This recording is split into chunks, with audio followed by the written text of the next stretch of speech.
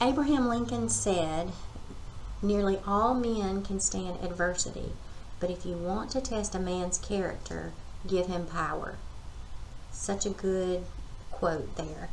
And that is true. You know, if you want to understand and see how true a man's character is, give him a little bit of power and just see how he uses that and what he does with it. Margaret Thatcher, who I also loved from history, said, "Being powerful is like being a lady. If you have to tell somebody you are, then you aren't." Another good quote just to ponder there, and to tuck in the back of your mind, because that's so true. Power is a wonderful thing. However, if you don't use it in the correct way and you abuse it, it's not going to go anywhere, and it's not going to do you any good. The word power actually comes from the Latin word potere, which means to be able. With power, you are able to get things done. You're able to accomplish things. And usually if you have power, you have the potential to get others to do something that you want them to do. Maybe that they would have done on their own, or maybe that they wouldn't have done on their own.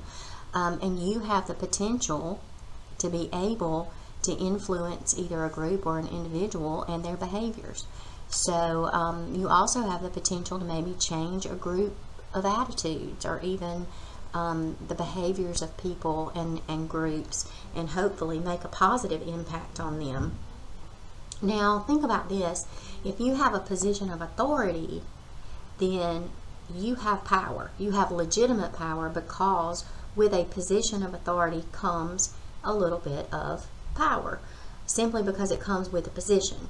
But there are other types of power too that you don't necessarily have to have with a position of authority to necessarily have power. So we're going to talk about those in a second as well. I want to add here about powerlessness, because your book brings this out, and it's not something that I had really thought about before.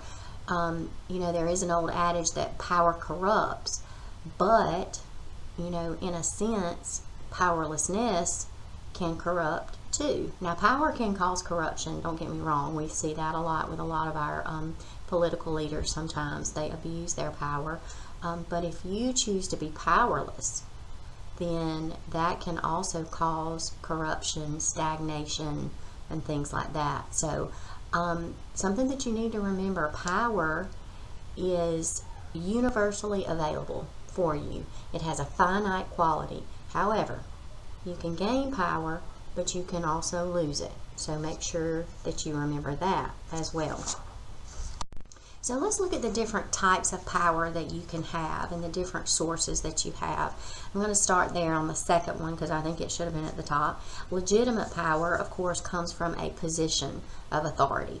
As a charge nurse, you will have some legitimate power just because it comes with that position of charge nurse. A nurse manager would have the same. As a faculty member, I have legitimate power.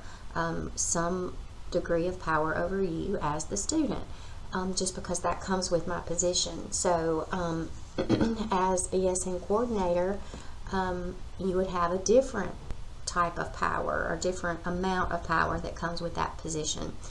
Referent power comes from being associated with other types of people. So I'm a big advocate for going out and networking with people, because you never know who you may associate with.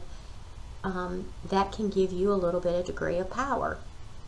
You know, I've worked with lots of doctors in the past, and because of that, sometimes I'm able to get in a little bit quicker for an appointment, or maybe I can call for one of my family members to get a refill, whereas normally we'd have to go up and have an appointment.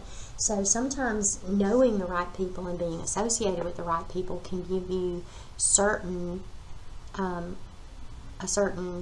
advantage over others. Remember, Miss Donna Allman that came from St. Vincent's has worked in several different locations, and she told you that you could reach out to her because she had lots of contacts. It's not that she's trying to abuse that or brag about that. She wants to use that to help you.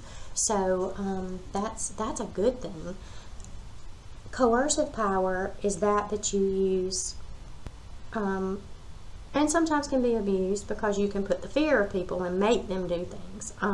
You know, as a nurse manager has a little bit of coercive power, because they can fire you if you do things that are wrong. So that is something that comes with a position of authority a lot of times. Reward power is the ability to grant favors. So not necessarily in the hospital setting, but you know, if you worked in another area, certain managers can offer you a raise and things like that. So that would be a type of reward. Expert power is that comes from having a knowledge base or a skill that somebody else doesn't have. For example, if you're chemo certified and you're the only nurse on the unit on day shift that is chemo certified, then you have expert power in that particular area. When you become certified in something such as CCRN or something like that, and you're one of only 5 on your unit that has that particular knowledge base or certification, then you are an expert in that position or that particular area. When I came to work here as a faculty member, it just so happened that they wanted to have a class on case management nursing, and I was the only faculty member that had ever worked in case management. So at that point, I was the expert and had expert power on that particular knowledge base and that particular skill. So that comes in very handy when you know something and you're able to use it as an expert in a good way. Charismatic power is a type of power that you have personally, because you carry a lot of energy. You empower others. You are happy and enthusiastic and willing to go the extra mile. People like to be around you, and that even in itself is a source of power, whether you think about it or not. And then informational power comes when you have the information that a group of people need. You know, if we're using a new type of technology, then we need the information. So if the representative from the company that is producing the technology comes to educate us on that, then they have informational power, and we need it. So that is a very useful sort of power as well. So see, there are lots of different types, and they come in handy at different times in your career. So we talked about a second ago, with authority comes legitimate power, or the right to command, we could say, I guess. So why do some legitimate leaders have the power to get others to do things and some don't? Why do some workers not follow orders? You know, you're taking orders from someone in authority and who has legitimate power over you. So why can some managers get people to do things and some managers cannot? Well, with that, you have to understand what we call the authority power gap. And what you have is your person in authority with the power, you know, up there at the top, and you as the worker perceives how much power that manager has. So what is the gap there between the position of authority and then the power that that person has over their subordinates? So let's look at the next slide here to kind of get a picture idea. If you see here on the far left in that box, it says that you have legitimate authority of the position. So if I have my nurse manager, all right, then she has that position of authority. She has power in that position. Now, in the middle box, you see what it says is the perceived power of the manager. Now, you will find, you may have already found, you've worked in different areas maybe, not just necessarily in healthcare, but in any type of job. If you have a manager or somebody in charge they have the position on the left. In the middle, you perceive them to have a certain amount of power. And a lot of times that depends on the person that is in the position. Just admit there are certain managers and certain people who demand certain types of respect than do others. So if you add over here the box on the right that says our socialization of individuals to power and authority figures, all of those three things determine how we're going to respond to the authority of that person in charge. You know, at a very young age, we in America are socialized to respect those individuals who are in power or who have authority over us. We're taught early on we have to respect and follow the authority of our parents, of our teachers, of our, bosses and leaders and things of that nature. So we in this country really have a huge degree of respect most of the time, I think, for those people in power. Now, what you have to add on to that is the person in power. How are they using their position, and how do you as a subordinate see their position of authority and the power that they have? Do they command respect from you? Are you scared of them? Or are they not really the type that really commands or demands a lot of respect, and so you're willing to say, nah, I might not do what they tell me to do today? You got to look at under that perceived power, do you respect this person? Do you trust this person? Or are they abusive in their power? If you have a very small authority power gap, then you're going to do whatever they tell you to do at the drop of a hat. Now, if you have a very wide authority power gap, then maybe you don't respect them very much. Maybe they are in a position of authority, but they don't display any power at all. You're not scared of them. You're not respectful of them. So you're going to do whatever task they ask you to do whenever you feel like you want to do it. And that's how you respond. So it really depends on a lot of different things. How are you taught to respect authority? How do you perceive this manager? And how do they display their position? All of those things will affect and determine how you respond to their position of authority and their power base. Think back to first semester. When you had Dr. Gardner, who was in charge, she was very strict with you guys. You had to make a calendar. And there was a very small, I would assume, very small authority power gap.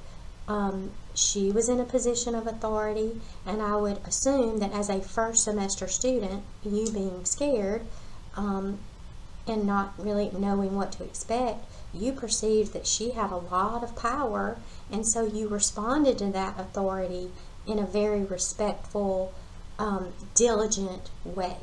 Now, a lot of times when people reach fifth semester, after you've kind of gone through the different channels, that gap between faculty and student and authority and power tends to widen a little bit. So, and that's not necessarily a bad thing. However, you don't want to get it too wide, so you lose that respect. So you can see kind of there how the differences occur there. To bridge the authority power gap, your person in authority should not use coercive power, if at all possible. You have to be careful with that. And really, the leader should make a genuine effort to know and care about each subordinate as a unique individual. This is where we see that relationship building come in, so that, there might be a little bit of a wider authority power gap, not huge, but it might not be so small, but there is a good relationship there. It's very respectful, very trusting. and everybody gets along, and everybody is empowered, and there's a good working group there together. Now, I mentioned empowerment. This is very important. We've talked about this over and over again. Leaders who empower their subordinates and empower others tend to be those that stand out among the rest. They can communicate their vision, but they also form very lasting relationships with their employees. They plant seeds of leadership. They're very collegial. They respect not only themselves but others and the profession, and that's very important. It's very important that you establish relationships with others, and that you put others above yourself sometimes, so that you really get the best out of each individual person. Everybody has something unique and something good to bring to the table, and those are the types of things that you need to seek out in your employees and use. So how can we mobilize the power of nursing? Why is that important, and why is now the time to do this? Well, first of all, the timing is right. We are huge. It is our opportunity to really reach out and do something good for not only nursing but healthcare at this time. Look at all the different things with healthcare in politics right now where we can have a voice. We have over 3.1 million nurses in this country. We can be loud if we will just work together and do it in the right way. We have referent power because people trust us. We're one of the most trusted professions in this country. So we need to use it for the betterment of not only nursing but healthcare for all of the people around us. We have an increasing knowledge base and education for nurses. We are finally being put on a pedestal because we are very smart and we are scientific. We are our own discipline. We are not medicine. We are nursing. And that is very unique because we not only care, but we're also very smart professionals, and we're able to contribute to the science of not only nursing but then contribute to healthcare as well. People want quality. They don't want nursing errors or medication errors. They don't want poor staffing. They realize that those things affect quality, and so we, as the deliverers of care, have a specific advantage on advancing not only our power base but our profession, and then healthcare as a whole. Now, some things that we can do to increase nursing power is place more nurses in positions that influence public policy. Get to know people. Get to know your politicians. Let them know how smart nurses are and what we can do to contribute to healthcare. Healthcare is huge right now. Healthcare policy is huge. We know about healthcare policy because we deliver care. Yes, doctors write orders and they do all of that, but we are the ones who are delivering the care. And we should have a say in policy. We can build coalitions within nursing and outside of nursing.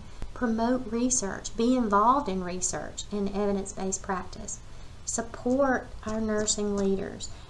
One of the biggest differences that I can say that I have seen between medicine and nursing is that the medical profession will support each other, where nurses don't necessarily support their leaders. They may not like each other as physicians, but I can guarantee you they will have each other's backs. And sometimes we don't do that as well as physicians do in nursing. So we need to really support each other. We need to empower our young nurses, be a mentor to them, and let others succeed. Let's don't be scared of having others succeed. And let's stop last and foremost, I guess, let's stop acting like victims. I mean, we work hard, yes, and sometimes we're poorly staffed, but I mean, come on. Let's do something good. Let's stop acting like we're just woe is me, and let's get something done. Let's make our voices be heard. And that's very important. I'm going to add in here again a reminder. Changing nurses' view of both power and politics is very important, and one of the most important keys to being proactive rather than reactive in policy setting. We are big. We are strong.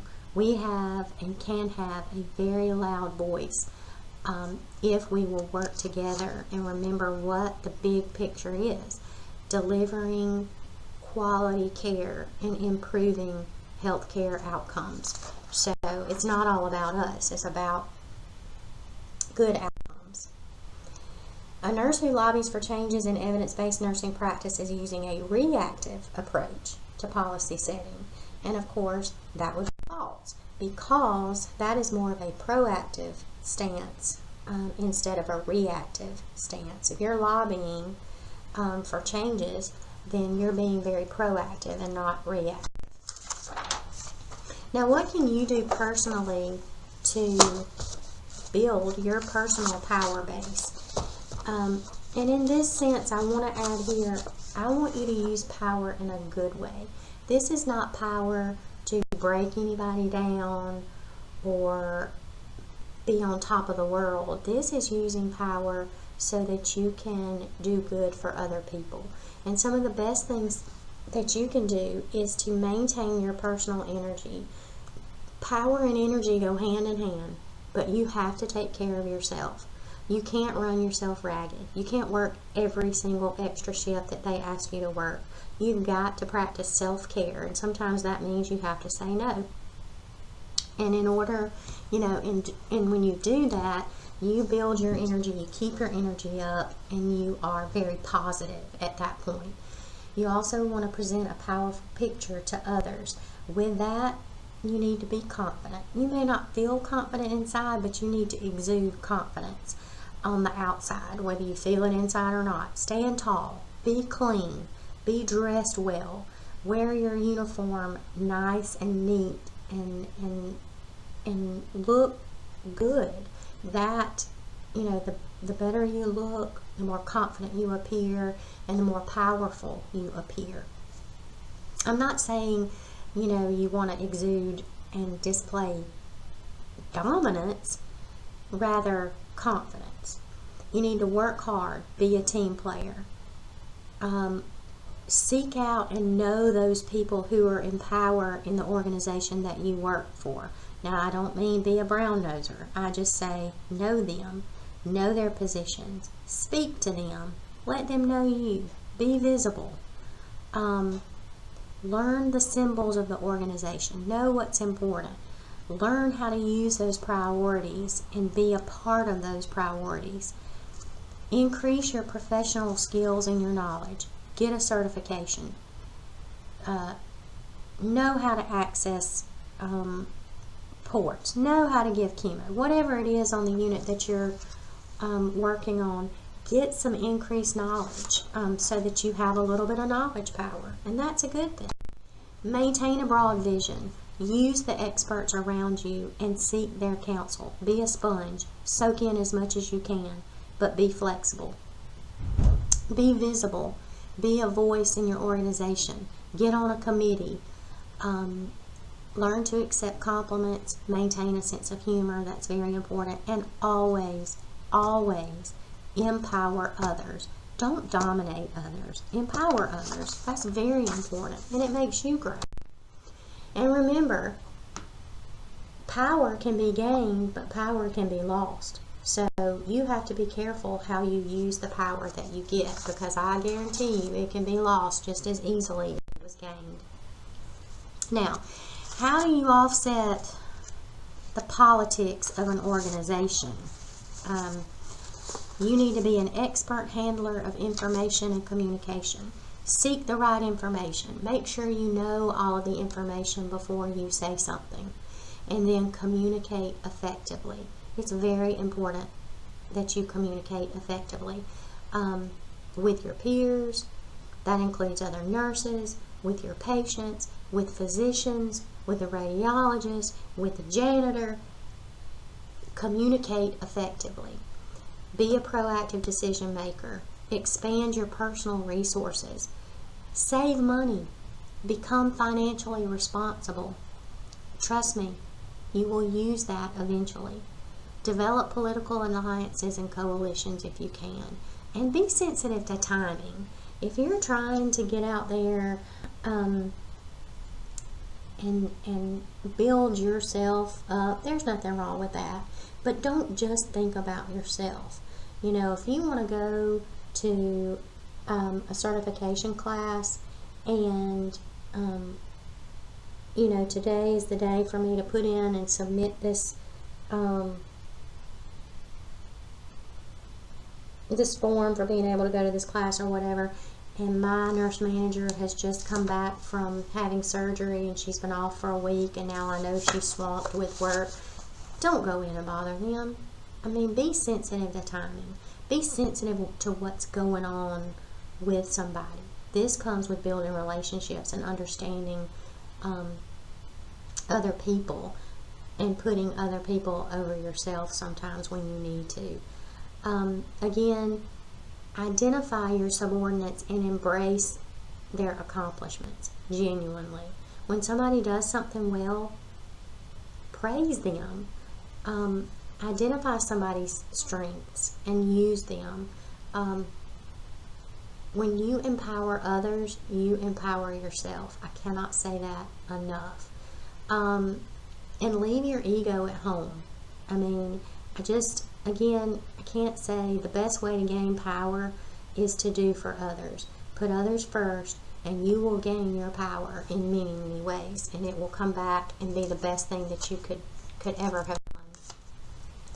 For you ladies out there, don't be a queen bee. Don't have queen bee syndrome.